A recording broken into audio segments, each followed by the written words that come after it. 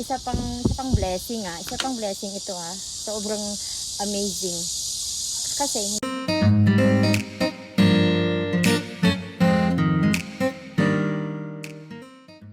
anyang singadon. Hello. Ngayon ay for almost 5 na pala. Almost 5 PM na.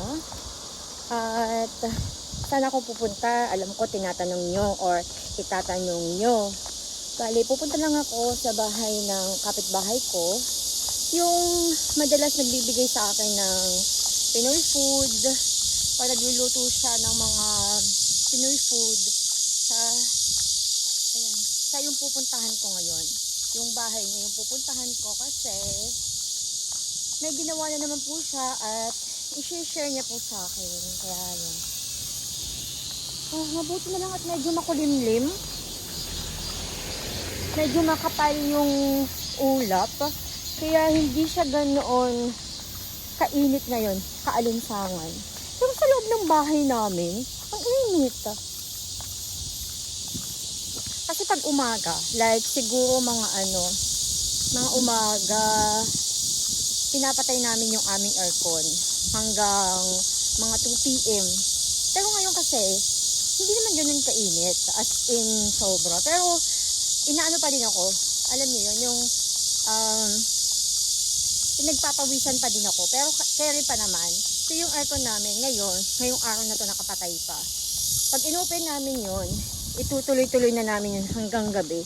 Matutulog kami. Tapos papatayin ulit namin. Nagtitipid kami sa aircon. Kailangan natin magtipid. Ang cute ng pusa. Tingnan nyo guys. Ayun siya oh.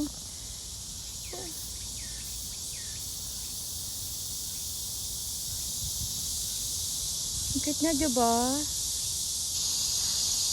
Ang layo ko kasi nga baka tumalon siya. Ayan o, ang kapal ng ulap.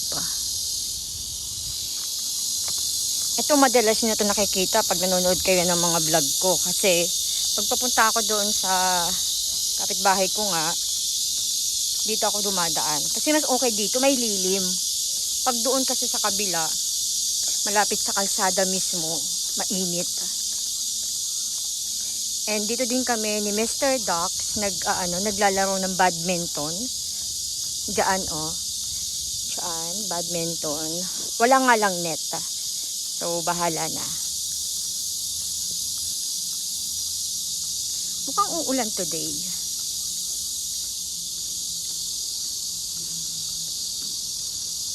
And dito sa Korea ay summer vacation ng mga bata. Walang pasok. So, walang masyadong tao. Isa to sa mga favorite kong binivideohan pag nakaganyan. Ayan ang ganda tignan, di ba? Ang ganda ng kulay ng mga dahon, lalo na pag autumn. Ang ganda. Nandito na ako. Nakuha ko na yung bigay sa akin ng kaibigan ko. Ito, binigyan niya ako kasi madami daw siyang pepper. And sobrang ganda ng timing kasi nga sa bahay namin, wala na kaming pepper at kailangan ko nang bumili. Grabe talaga. God's provision. Thank you, friend. And meron pa. Ayan, mani.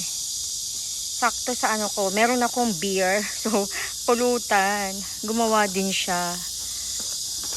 At meron pa. Ayan. Ito naman ay jam. Pwede siyang pang palaman, syempre. Pero pwede naman daw na, na lang. Parang, kutkutin lang. Alam mo yon. Yung hindi mo kailangan ipalaman, kainin agad. So, ayan. Yan yung mga binigay sa akin ng aking kapitbahay. Thank you so much, sis, for always sharing your blessing to me. Maraming salamat. So, dito muna tayo tatambay at dito ako magbablog. Itutuloy yung vlog ko kasi para maiba naman yung ating view. Diba? And ayun na nga, and ngayon ay August 5. Hindi ko alam kung kailan ko to ma-upload, pero August 5 ko to ginawang vlog. And today ay graduation ng kapatid ko si Junjun sa kanyang education, bachelor, basta ganon. Cesario G. Cabuelo, Erlinda Hazard, Arabella J. Gulaya,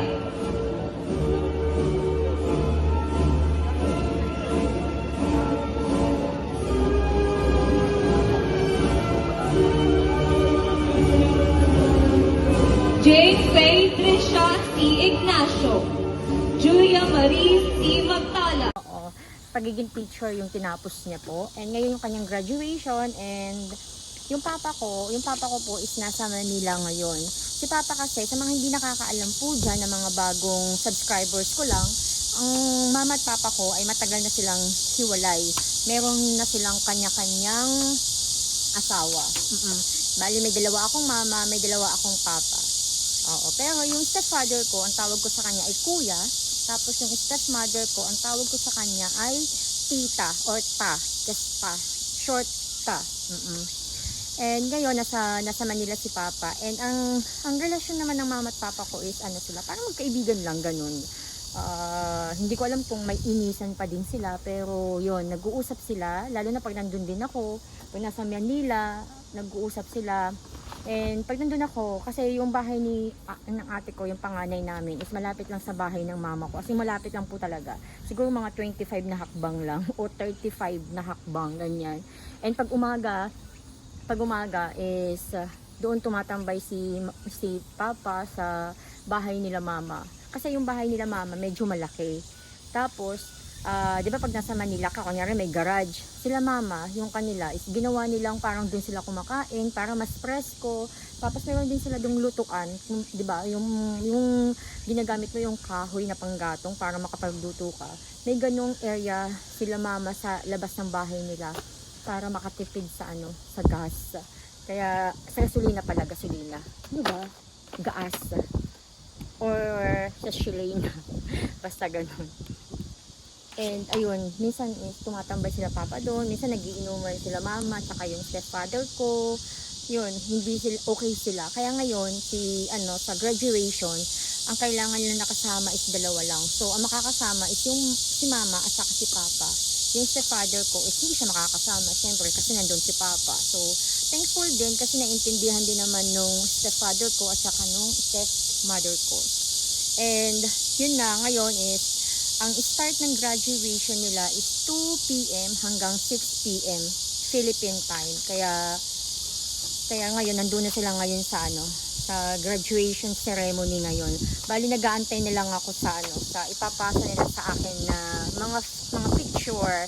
Excited ako makita yung picture ng graduation ng kapatid ko kasi sa totoo lang, sa family namin sa aming magkakapatid, yung kapatid kong lalaki lang yung nag-iisang nakatapos ng college. Kami ng ate ko at yung isa ko pang kapatid na babae is hindi kami lahat nakapag-college. Hanggang hanggang high school lang kami. So sobrang nakaka-proud na isa sa aming magkakapatid yung nakapagtapos. Parang parang dream come true din para sa aming magkakapatid lahat yung pagtatapos ng kapatid ko na si Junjun. And sobrang thankful sa Panginoon talaga. To God be the glory. Lahat ng ginastos, yung scholarship ng kapatid ko, yung pangbaon niya, pangbili niya ng gasolina kasi nagmumotor siya. Mas mabilis kasi pag nagmumotor lang siya kaysa yung sasakay siya palagi. Kasi yung bahay nila mama at saka yung eskwelahan ng kapatid ko kung saan siya nag-aaral ng college is medyo malayo.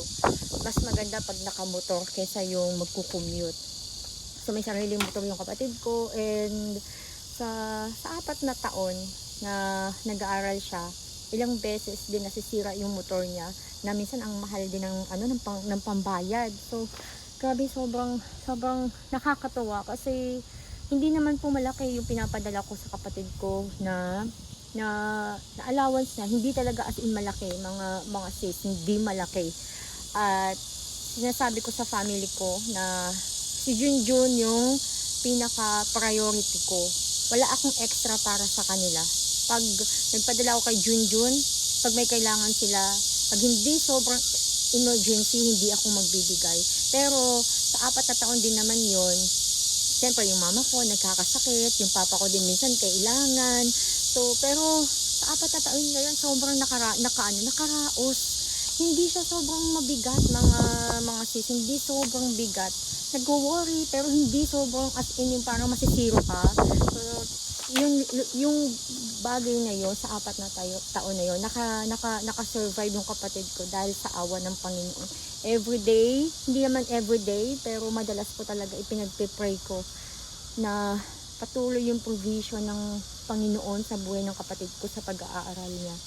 And sobrang thankful sa Panginoon kasi hindi ko lang talaga masabi.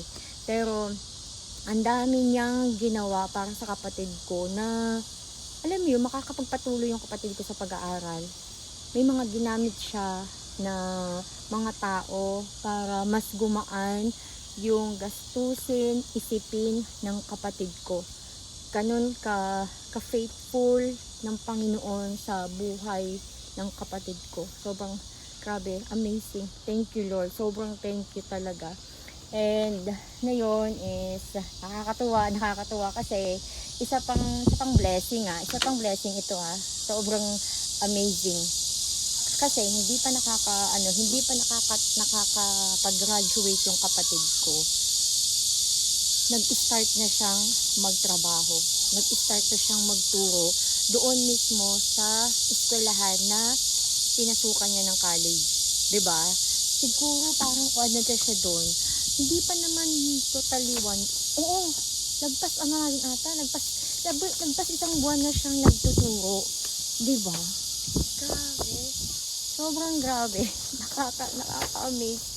Kasi hindi pa nagka-graduate yung kapatid ko, pero nagtatrabaho na yung kapatid ko. 'Di ba? Paano nangyari yun? Hindi yan coincidence. Yan ay provision ng Panginoon. Yan talaga ay provision ng Panginoon. Ganyan kumilos ang Panginoon sa buhay ng mga taong sa Kanya dumidepende. Sa Kanya nang hihingi. Kasi ang Panginoon sobrang faithful. Siya yung ating provider. At sa panahon na akala mo walang-wala ka na, or sobrang worry ka na, basta humingi ka lang sa Kanya. Hingi ka lang ng hingi sa Kanya. At magugulat ka na lang, merong biyaya na darating sa buhay mo. May gagamitin ng Panginoon para i-bless ka. Ganun. So, ayun, sobrang amazing, and lagi ko sinasabi sa kapatid ko na yung binibigay ko sa kanya is huwag siya magpasalamat sa akin, magpasalamat siya sa Panginoon, pero sinasabihan ko din siya na magpasalamat siya sa asawa ko kasi isa din ang asawa ko na willing na suportahan ng kapatid ko. Sobrang willing ng asawa ko na suportahan ng kapatid ko. So ayun, thankful sa asawa ko. Kabila ng hindi naman po kami mayaman dito, pero naipoprovide namin at nakakapag-send kami ng pera para sa kapatid ko si Junjun. So, thank you so much sa asawa ko dyan. God bless you. And, ayun, I love you. Ay! But anyway, yun po yung, sobrang natutuwa ako sa today. Kasi nga naka-graduate na yung kapatid ko si Junjun. At, waiting na lang talaga ako sa mga video, mga ganap sa ceremony ngayon. Hindi sila makakapag-party kasi maulan sa Pilipinas ngayon. Meron daw bagyo and talagang maulan, and gabi na din gaganapin yung gabi na din matatapos yung graduation. Tapos yung bahay pa nila mama medyo malayo nga. Pag pumupunta din, sa totoo lang, komplikado. Sa mga nakapanood yun ng vlog ko nung pumunta ako ng Pilipinas, sobrang ang hirap talaga puntahan ng bahay nila mama. Makakailang sakay ka muna bago ka makarating sa SM North. Ganun. Kunyari, mula kay na mama, pag papunta doon sa sakayan ng jeep, maghahabal-habal ka muna. Tapos, pag nasa habal-habal ka na, natapos ka sa habal-habal, diba? Sasakay ka na ng jeep. Yung jeep, parang may bababaan ka pa na Ever Gutesco ba yun? Basta may Ever something, parang sa Commonwealth. Doon ka papunta Commonwealth, tapos bababa ka na ng Commonwealth, diba? Pag galing sa Commonwealth, saka ka sasakay ulit papunta ng SM North or kung saan ka pupunta. 'Diba? Sobrang komplikado. Dati kasi, nasa ano kami, Cubao. Nasa 13th Avenue, Cubao kami nakatira. Sobrang ganda ng location talaga sa Cubao. Pero nangungupahan lang kasi kami doon. Hindi namin bahay yun doon. Kaya, ayun. Kaya, tapos yung sa Cubao, sobrang sarap doon tumira. Kasi, nakakapasyal ka talaga na hindi mo kailangan, yung sobrang gagastos ka sa pamasahe. Doon sa bagong bahay nila mama. Pamasahe pa lang, masakit na sa bulsa. Lalo na kung buong pamilya kayo na mamamasyal. Masakit na sa bulsa yung pamasahe. Pagod ka pa sa sa travel. Lalo na dyan sa Pilipinas, 'di ba, na madalas na traffic. So yun ang nakakatamad doon sa bahay nila mama. Pero ang kagandahan ng sa location na bahay nila mama, para ka lang nasa province. May bundok, ganyan. Maganda doon, maganda din doon tuwing umaga. So ayun lang. Medyo late na and nawala na yung kapal ng ulap, kaya medyo uminit na din. Kanina medyo malamig may hangin, parang fresh yung lugar na to. Yun dito, ngayon lang ako nag-vlog dito ngayon lang ako umupo dito, and ngayon ko lang din napansin na napakadami ng dumadaan tao dito. Ang dami, kaya yung mata ko is pa ganyan kasi nga tumitingin ako sa mga taong dumadaan. Madaming dumadaan dito.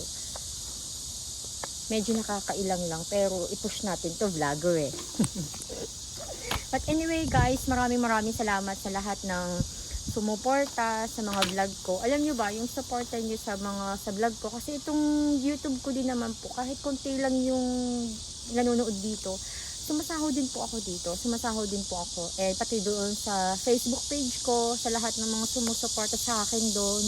Thank you so much kasi may ambag po kayo sa mga binibigay ko sa kapatid ko. May ambag kayo. Isa kayo sa mga blessing na binigay sa akin ng Panginoon para, masuportahan ko yung pag-aaral ng kapatid ko. So maraming salamat sa inyo and mag-iingat kayo dyan. God bless you all. Bye-bye!